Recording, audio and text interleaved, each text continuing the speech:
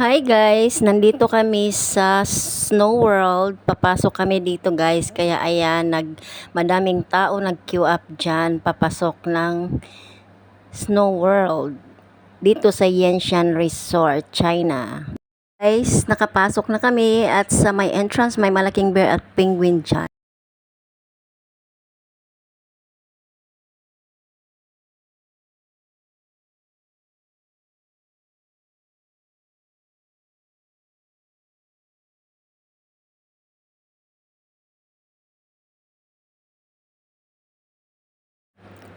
At iyan guys, umuulan ng snow para talaga siyang tunay. Ayan siya, ang saya-saya pala maglaro ng snow.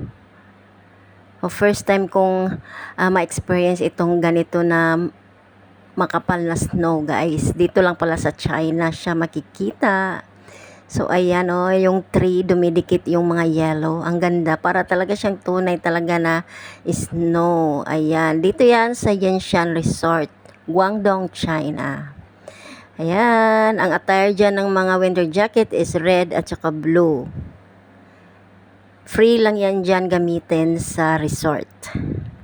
So, ayan guys, ini-enjoy ko na lang talaga. Actually, medyo hindi po ako masaya nagpunta dito guys. Dahil mayroon pong nangyayari.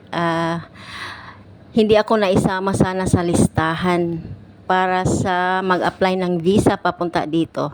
Hindi ko alam kung bakit. Nagbayad na ako at nag-pass ng requirements. Pero, hindi ako nasali sa listahan. So, buti na lang at nahabol pa yung visa ko.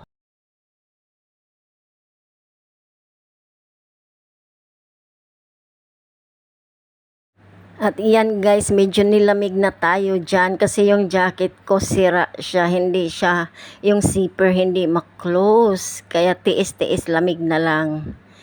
Kasi sandali lang naman kami dito dahil wala na kaming time guys. Kailangan na naming lumabas at pumunta na doon sa meeting place namin dahil alas 5 lang kami dito dahil kailangan naming umuwi na ng Hong Kong. So, ayan, yung aking mga kasamahan dyan. Ayan siya, marami ding mga local dito at mga turista nagpupunta, guys. Ayan, at least na-experience natin ang pa-snow.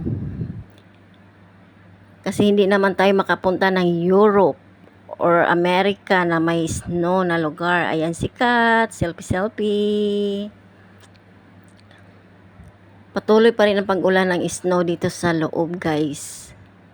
Yan, syempre malamig na kasi hindi masara yung aking jacket. Ano ba yan?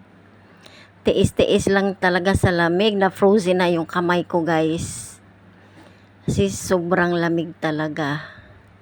So i-enjoy lang natin kasi minsan lang to. Ewan ko kung makabalik pa ba dito. At ito guys, maganda sana mag-rides din dito sa castle. Kaso lang wala na kaming time dahil mahaba din dito ang pila. So next time pag makabalik dito, sasakay kami dito na rides. Kasi kulang talaga sa oras guys. Limited lang ang oras namin dito. Ayan ang haba ng pila. Ang taas at ang laki ng castle na ito guys, at puro yellow yan, grabe.